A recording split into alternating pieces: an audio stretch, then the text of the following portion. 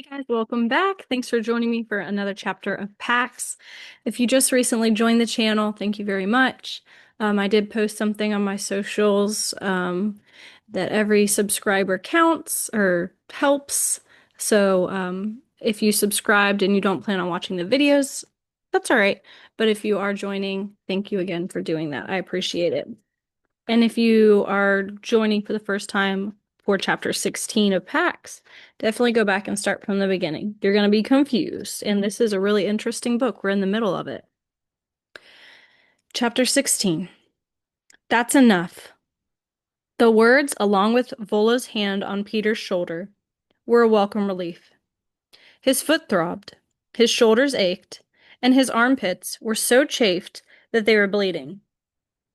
2 days of boot camp Vola, the secret name he'd christened the torture sessions in which he crutched uphill, dragged himself over stony ground on his elbows, and pitched mountains of hay balanced on one foot, had worn him out. He swung around to face the cabin, suddenly not even sure he could make it that far. But above the roof of the cabin, the hills were veiled with rain clouds. Night was coming. He thought of PAX, wet and cold. I could keep going. No, you'll undo the good if you push too fast. Peter nodded and took a step toward the cabin, but Vola shook her head. Not yet. She pointed to the barn. The third condition. The barn seemed impossibly far away. Peter looked back at the cabin. He wanted to fall into that hammock. He planted his crutch tips in a deliberate show. What is it? Nothing much. You're going to work some puppets for me. Marionettes. That sound too hard? Marionettes? I don't get it. You know what they are. Sure. He pictured the only ones he'd seen up close. Punch and Judy characters with long chins and sharp noses at a street fair when he'd been a little kid. Dead-eyed and skeleton-y as starving rats.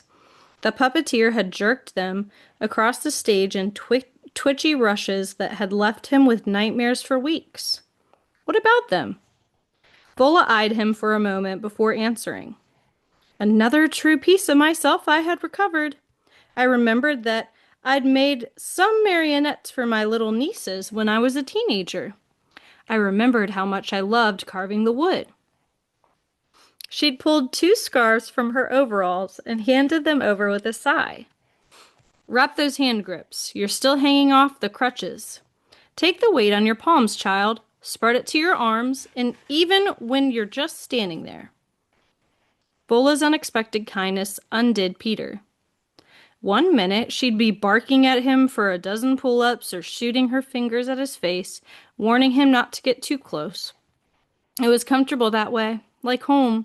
But the next minute, she'd rub her salve into his aching shoulders, or sand the splinters off his crutches, or drop her chores to fix him a mug of hot chocolate. And he'd realized how much care she was putting into making him strong and mobile, and he felt guilty. He felt guilty now, winding the soft cloth around the hand grips, so he told her what he figured she wanted to hear. Your nieces must have really been happy to get such great presents, but he doubted it. Those nieces of hers probably stuffed those rat skeleton-y, dead-eyed puppets right into the trash the first night they'd gotten them. No bad dreams. Vola shrugged, but Peter could tell she was secretly pleased by his words. And his guilt eased. He arranged his weight on his sore palms and followed her to the barn. In the doorway, he paused to draw in the cool air. It smelled of wood and hay and linseed oil and varnish. All good scents, Peter thought, separating them out. And really good together. He swung inside. Vola crossed to the opposite wall, the one draped in burlap. Peter hung back. That wall had unnerved him. The first day. She pulled the material aside, and he nearly... Excuse me. Sorry, I need a cup of my hot tea with honey. Sorry about the yawn. She pulled the material aside, and he nearly lost his balance, as though what he saw had hit him with a physical force. The puppets, marionettes. He could see now they were marionettes hanging off the wall, were spookily realistic, and yet nothing like nothing he'd ever seen. He stepped closer and found his voice. Their eyes. My grandmother's jewelry. She had long jet necklaces, sorry. The pupils were filled with those beads. They flash in the light, make my friend seem alive. Peter fell silent again, and Vola didn't disturb him as he studied the creatures hanging in front of him. 5 were human, a king and a queen, a child, a pirate or sailor, and a sorceress. The rest animals. All the heads were wooden, nearly human-sized, and huge-eyed, but the bodies were a wild variety of materials. A tortoise was shelled with a green and orange gourd. Pinecone bracts formed a serpent's scales.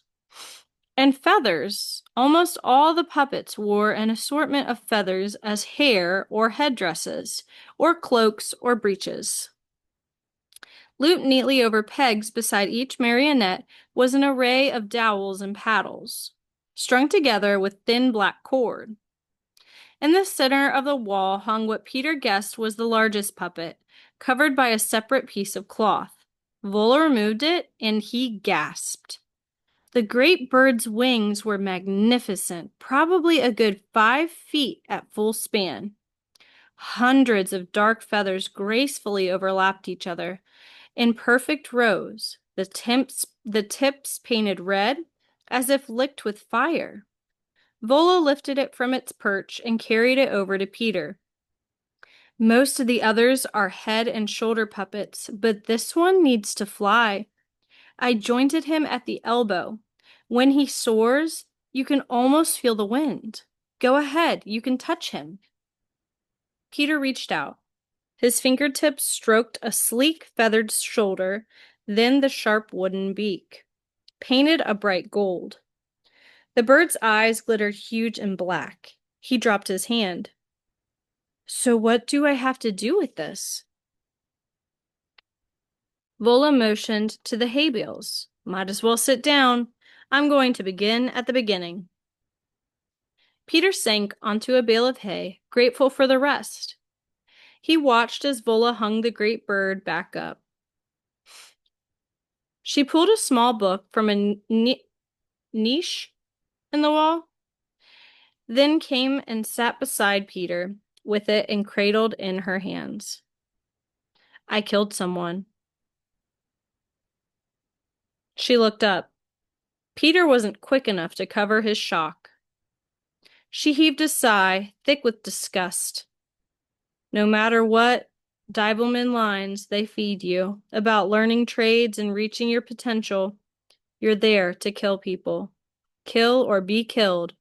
That's the contract in war. That weren't true. That wasn't true. His father, for example. You won't be fighting, right? Peter had pressed. His father had laughed and said no. He'd just be doing pretty much what he did as a civilian. Laying wires. Peter didn't bother correcting Vola, though, because the look on her face was so wrecked. You killed someone. I probably killed a lot of people, or at least contributed to their deaths, but this one I saw. After. I had to search his body. We were trained to look for weapons. Anything we could use. I dropped to my knees. I had to touch him, looking for those weapons. I remember being shocked at the feel of him. I was a medic, but still I half expected him to be plastic and not real. The way they taught us to think of the enemy in our training. But of course he was warm. It was cold out, and he was giving off warmth. As if his life was steaming out of him, and I was touching him without his permission. I'd murdered him, but what bothered me was that he'd lost the right to say yes or no about what happened to him. You probably think that's crazy, don't you? Peter's mouth had gone dry. He didn't know what to say, and then suddenly he thought of the kind-eyed therapist. And he did know. That must have been hard for you. Vola looked at him with a surprised relief on her face. She nodded. Suddenly I was desperate to know who he was, where he'd come from, what he cared about, who loved him. His mouth was open, as if he might have wanted to speak to me. I realized something then, that even though he was a man, even though he was a different race, even though he had grown up in a different country, we might have had a lot in common. Important things, more important than which army had drafted us. Two, but not two. But I'd killed him, so now we would never know. I searched his body, not for weapons, but for clues to who he'd been. Vola went silent, her face so devastated that Peter wanted to look away. And this, Vola lifted the book, The 7 Voyages of Sinbad, part of the Arabian Nights series, in his pocket. He'd carried it into war, so it had to have meant something. An old copy, so probably it had been his favorite as a boy. Sinbad was brave, so maybe he thought it brought him courage. Or maybe he just wanted to remember that once he had been a little boy and he had read books and felt safe. A page was bookmarked, the story of how Sinbad escapes from the roc's nest. I figured that story helped him believe that one day he'd escape too and get back home. Vola got up. She lifted the great winged puppet off the wall again. The rock. This bird could snatch up elephants in its talons. Look at it. She carried the bird back to Peter and turned its beak to face him. Its gaze was so fierce that Peter shrank back. What do I have to do with this? He asked again. That book was so important to that soldier that he'd carried it to war.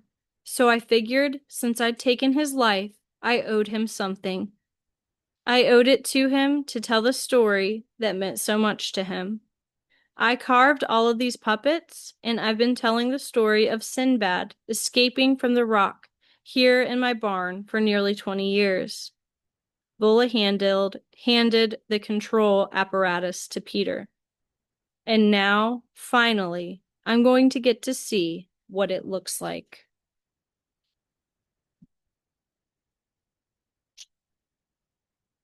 And that's the end of chapter 16. Question number 1 for our reading today. What did Vola want Peter to do for his third condition of her helping him get stronger? Question 2. What did Vola do during the war that still makes her feel guilty? And question 3. What was the significance of the bird puppets? Shorter chapter than they've been lately, and questions that really only have one answer that I can think of. So go ahead and think about those questions, and I look forward to seeing you back tomorrow for chapter 17. I'm going to continue to drink my warm tea and be back soon for our picture book of the day. Stay warm. It's supposed to snow more this week where we are. School's already canceled in the area for where I live for tomorrow, so must be planning on another big bundle of snow. Stay warm. Find something productive and fun to do while you're cooped up. And again, thanks for your time. See you next time. Bye.